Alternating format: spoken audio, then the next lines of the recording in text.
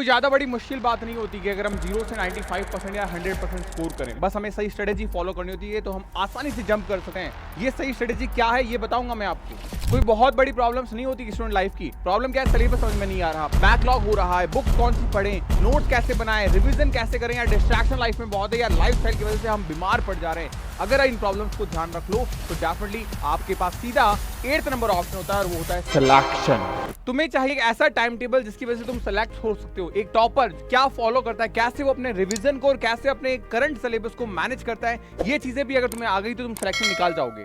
UP senate 2026 जून में होने वाला है और उसके लिए प्रिपरेशन हमें अभी से शुरू करनी पड़ेगी, बिकॉज यूपी उन स्टेट्स, उन राज्यों में से आता है जहां कंपटीशन का एक अलग लेवल बढ़ता चला जा रहा है। हर साल लाखों बच्चे पार्टिसिपेट कर रहे हैं एग्जाम के अंदर और कुछ चुनिंदा सीटें हैं जहां पे सीट निकालनी है। तो अगर हम प्रिपरेशन कर रहे हैं तो यही एक ऐसा समय है जहां पे आप अपनी शुरुआत को 0 से कर सकते हो। बहुत सारे ऐसे एस्पायरेंट्स जो ये सोचते हैं कि यार मेरा तो लेवल बहुत 0 है, मेरी तो 11th वीक है, मुझे तो कक्षा 12वीं में भी कुछ नहीं आता, मुझे तो फिजिक्स पूरी की पूरी डम है, मैं क्या करूं, क्या मैं शुरू कर सकता हूं? तो हाँ, आप शुरू कर सकते हैं, लेकिन ये सबसे सही समय है शुरू करने का। क्यों? क्योंकि अभी आप अपनी काउंसलिंग से फ्री हो चुके हैं। जिसका रिजल्ट कुछ भी आया हो काउंसलिंग में, व्हाटएवर, चाहे वो मिल गया था, ड्रॉप कर दिया, अच्छा नहीं मिला या नहीं मिला, अब आप स्टार्ट करो अगेन 0 से। तो डेफिनेटली आप अपने स्कोर को 100+ तो अभी भी लेके जा सकते हो। आपके टोटल 120 मार्क्स का पेपर है, उस 20 में से अगर हम 100 लेके आ गए तो आप भी जानते हैं कि एक बच्चा, एक बेहतरीन कॉलेज हमें मिल जाएगा। लेकिन हम 100+ का टारगेट लेके चलेंगे जिसमें 105, 110, 115 मार्क्स हम लेके आए, क्योंकि यूपीसीटी का पेपर का लेवल लगातार अपने एग्जाम ओरिएंटेशन पे फोकस कर रहा है। मतलब पहले ऐसा होता था कि बाहर की तरफ क्वेश्चन जा रहे हैं, लेकिन अब कंप्लीटली आपके एनसीईआरटी पे फोकस्ड है। जो यूपी बोर्ड का बच्चा है उसे भी परेशान नहीं होना है, क्योंकि वो भी बहुत अच्छे तरीके से एग्जाम को क्रैक कर सकता है। सबसे पहली चीज मैं आपको बताऊंगा, इस टेलीग्राम चैनल पे मैं यूपी के पीवाईक्यू पेपर्स के साथ साथ बहुत सारी चीजें जो हमारे एप्लीकेशन पे डाल रहा हूं। अगर आप यूपी के पुराने साल के पेपर्स देखना चाहते हो तो वो एप्लीकेशन पे मिल जाएंगे। सिंपली आपको जे एकेडमी की एप्लीकेशन को डाउनलोड करना है प्ले स्टोर पे जाके, और हमारे टेलीग्राम चैनल को फॉलो करना है, बिकॉज यहां मैं लेके आ रहा हूं आपके लिए MCQs, free PDF notes and many more things. तो यहां आपको जरूर से जुड़ना है। यूपी का स्पेशली टेलीग्राम चैनल है अटल बिहारी वाजपेयी यूनिवर्सिटी के नेम से, एंड जे एकेडमी के चैनल, इन दोनों पे आपको ऐड ऑन हो जाना है। अब कहानी की शुरुआत करते हैं हम हमारे मिशन एग्जाम टॉपर से, कि कहीं ना कहीं मेरा यह मिशन है कि 2026 में हम एग्जाम को क्रैक नहीं करेंगे, हम एग्जाम को क्रैक करेंगे विद द बेस्ट रैंक। क्योंकि 2025 में डेफिनेटली बहुत अच्छा रिजल्ट गया मेरे बच्चों का जिन्होंने अनलिमिटेड सिलेक्शन लिए हैं, बट नाउ मेरी एक ख्वाहिश है कि हम सिलेक्शन तो लें लेकिन एक रैंक के साथ। तो बस अब सिलेक्शन रैंक के साथ लेंगे, लेकिन कैसे, उसके लिए हमें स्ट्रेटजीज चेंज करनी पड़ेगी। आपको सबसे पहले अपने सिलेबस को देखना है, रिवीजन को करना है और एमसीक्यू प्रैक्टिस करना है। ये 3 ऐसे बड़े मेन पिलर हैं जिसकी वजह से ही आपका सिलेक्शन हो सकता है। इन तीनों पिलर में फर्स्ट पिलर की अगर मैं बात करूं, हमारा सिलेबस क्या है, उसके लिए सबसे पहली चीज हमारे पास में क्लास 11th एंड 12th की एनसीईआरटी है। जैसे ही एनसीईआरटी बोलते हैं बच्चों के मन में एक ख्याल आने लगता है कि भैया कौन सी वाली एनसीईआरटी है, नई वाली या पुरानी वाली। तो बेशक आपको नई वाली एनसीईआरटी क्लास 11th की एंड क्लास 12th की, ये दोनों ही ले लेनी है। इन्हीं से आपके एग्जामिनेशन का सिलेबस आएगा। भैया आपने तो सिर्फ बायो की दिखाई है, क्या फिजिक्स केमिस्ट्री में नहीं पढ़ना? पढ़ना है, फिजिक्स और केमिस्ट्री की एनसीईआरटी भी आपको पढ़नी है, लेकिन वो थोड़ी कॉम्प्लिकेटेड है जैसा कि बायो की है। तो अगर आपके पास में एनसीईआरटी आपने ऑलरेडी पढ़ रखी है तो आप उसे पढ़ सकते हैं। अगर ये आपको कॉम्प्लिकेट लगती है तो उसका सॉल्यूशन मैंने निकाल रखा है आपकी ये चारों प्यारी किताबें निकाल के, जिसमें ये किताबें आपको फिजिक्स, केमिस्ट्री, बॉटनी, जूलॉजी के सेगमेंट से आपको आपके घर पे डिलीवर हो जाएगी। तो अगर आप चाहते हैं प्रॉपर्ली इन किताबों से पढ़ना तो आप इन किताबों को अपने बैच के अंदर ले सकते हैं, कंप्लीटली फ्री ऑफ कॉस्ट है। भैया रुको जरा, इन किताबों के अलावा हमें पता है हमारे सिलेबस के अंदर 2 और सब्जेक्ट हैं, नर्सिंग एप्टीट्यूड एंड इंग्लिश। उसका क्या करें, वो तो हमें कहीं अवेलेबल नहीं है। परेशान नहीं होना है, उसका भी सॉल्यूशन है आपको नर्सिंग एप्टीट्यूड एंड इंग्लिश, ये भी इजीली आपके घर पे मैं डिलीवर करवाऊंगा। बट भैया हमारा सपना तो इसके साथ साथ एम्स का भी है कि कहीं हमें शायद एम्स गोरखपुर मिल जाए तो भी दिक्कत नहीं है, मैं एम्स वाली बुकलेट भी आपको फ्री ऑफ कॉस्ट आपके घर पे डिलीवर कर दूंगा। अब तो खुश, अब तो हैप्पी। अब सोचो, फर्स्ट पिलर कंप्लीट हो गया, अब हमारे एग्जाम की तैयारी से पहले हमें जो तैयारी के लिए समय मिला है वो 5 महीने है। फरवरी मार्च तक हमें हमारा सिलेबस कंप्लीट कर देना है, हमारा एग्जाम जून में होगा और तब तक हमारे पास में अच्छे खासे 2 महीने रहेंगे जिसमें हम हमारे पूरे सिलेबस को वापस से रिवाइज करेंगे, क्योंकि हमारा नेक्स्ट जो पिलर था आपने देखा वो था रिवीजन, और इसके बिना सिलेक्शन संभव ही नहीं है। तो सबसे पहले हमारे पास 5 महीने, इन 5 महीनों में हमें 5 सब्जेक्ट पढ़ने हैं, एक है फिजिक्स, एक है केमिस्ट्री, एक है बायोलॉजी और इंग्लिश और नर्सिंग एप्टीट्यूड। इन 5 सब्जेक्ट्स को पढ़ना है। उसमें से ये 3 हमारे पास बड़े सब्जेक्ट हैं जिस पे हमें फोकस करना है। 1 अक्टूबर से मैंने आपकी क्लास शुरू कर दी है जो 31 दिसंबर तक चलेगी। इसमें ये तीनों सब्जेक्ट मैं आपके खत्म कर दूंगा, 0 से हीरो लेवल पे लाके। उसके बाद हम इन पे बात करेंगे और एक बार फिर मैं इनको रिवाइज कराऊंगा 1 जनवरी से 31 मार्च तक। मतलब भैया आप हमें 2-2 बार पढ़ाओगे एक ही फीस में? हाँ, 2-2 बार पढ़ाऊंगा एक ही फीस में। ये किताबें भी फ्री मिलेगी और इनके अलावा नवंबर में आपकी टेस्ट सीरीज शुरू हो रही है जिसमें आपको 250 टेस्ट मिलेंगे। 250 टेस्ट मिलेंगे फिजिक्स के, केमिस्ट्री के, बायो के और नर्सिंग एप्टीट्यूड एंड इंग्लिश के भी। तो ये सारी चीजें आपको मिल जाएगी प्रॉपरली। अगर आप इसको फॉलो कर लोगे तो definitely you can crack your exam with the best of best rank. तो आपको टॉपर बनना है और टॉपर बनने के लिए आपने कई बार एक चीज सुनी होगी कि टॉपर कुछ अलग नहीं करते, अलग तरीके से करते हैं। तो बस वो तरीका जो है वो मैंने आपको बता दिया, अलग तरीके से पढ़ते वो भी एनसीईआरटी हैं लेकिन अलग तरीके से। तो बस आपको चीजें कुछ अलग वे में जाके करनी है तो रिजल्ट भी डेफिनेटली अलग वे से आएगा। एंड नाउ पढ़ते समय प्रॉब्लम क्या है? सबसे पहली चीज, हमें सिलेबस का नॉलेज नहीं होता, अगर होता है तो सिलेबस कंप्लीशन नहीं कर पाते। वो मैंने आपको बता दिया कि किस तरीके से आपका सिलेबस है और कैसे कंप्लीट कर सकते हो 1 अक्टूबर से 31 दिसंबर, देन 1 जनवरी से 31 मार्च तक। फिर बैकलॉग की समस्या ही खत्म कर दी मैंने। जिस बच्चे का बैकलॉग रह जाता है वो अगेन हमारे साथ वापस से कनेक्ट कर सकता है, क्योंकि मैं खुद आपको 3 बार पढ़ा रहा हूँ। ऑलरेडी जिसका बैकलॉग अभी तक रह गया था वो फेज 2 में हमारे साथ अगेन कनेक्ट हो गया, तो वापस सब जीरो शुरू हो गई है।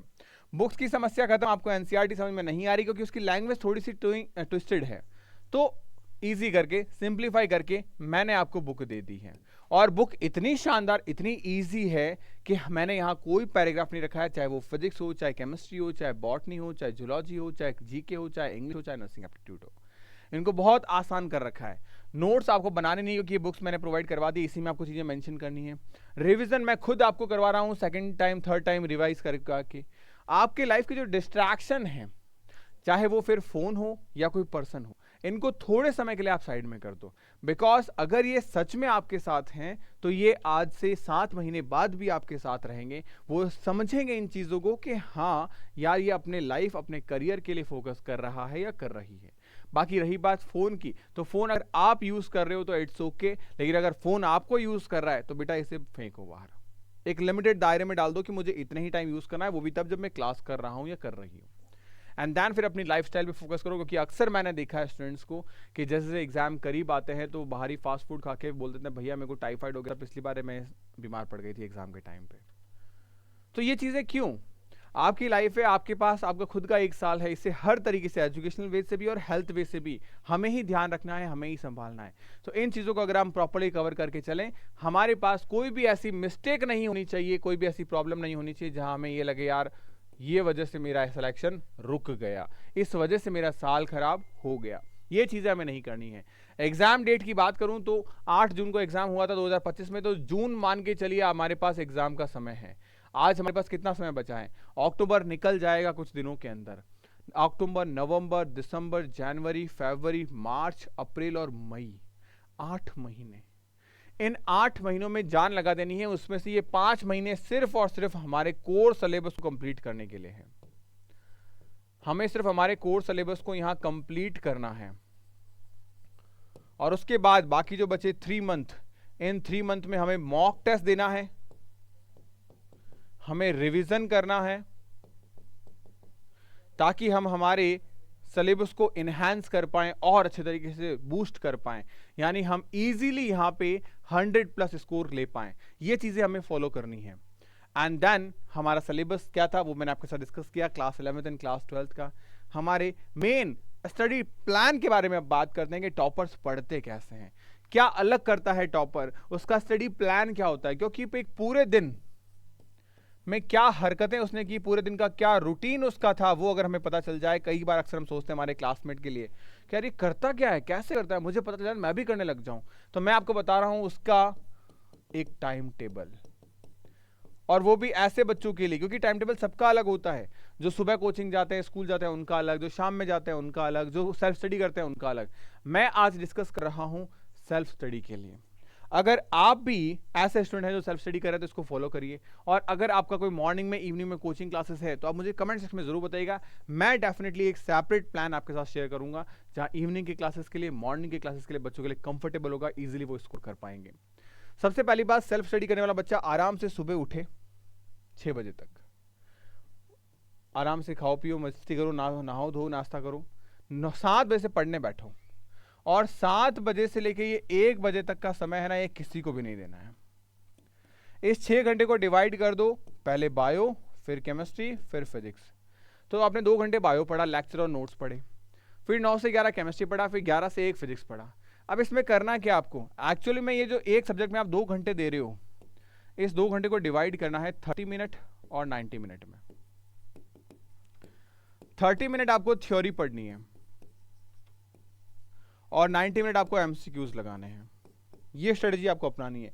अगर नहीं हो पाता है तो इसको 60-60 कर दो, लेकिन करना इसी सेगमेंट में है।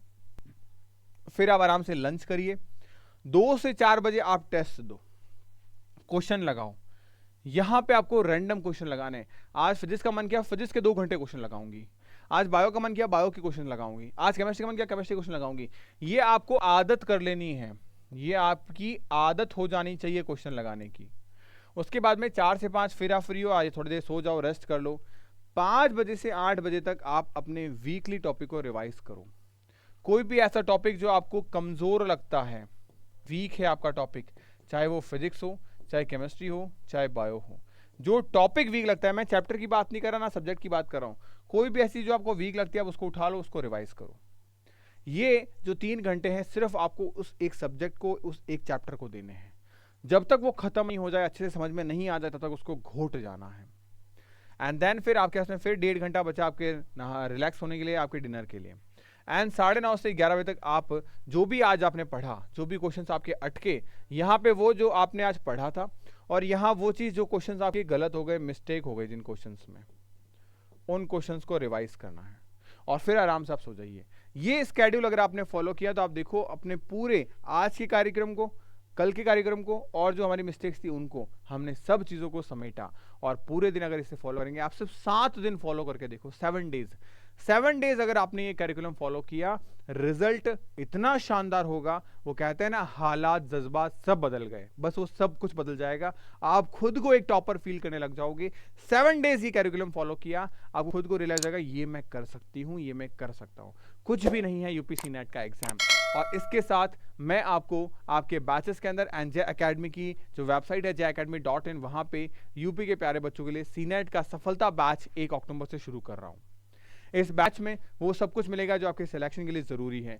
आपको बुक्स मिल जाएगी, आपको लाइव क्लासेस है, 251 टेस्ट है, 3 टाइम रिवीजन है, डेली डीपीपीज है एंड मैनी मोर थिंग्स जो आपके सिलेक्शन को और एनहांस करेगी। क्योंकि अगर आपका सपना है कि आप भी इन बच्चों की तरह रिजल्ट लेके आइए और एक फिगर जो 6,500 बच्चे इस बार सेलेक्ट हुए हैं उसको हम 10,000 बच्चों पे लेके जाएं, तो आप भी इस फिगर को बढ़ा सकते हैं 2026 के अंदर।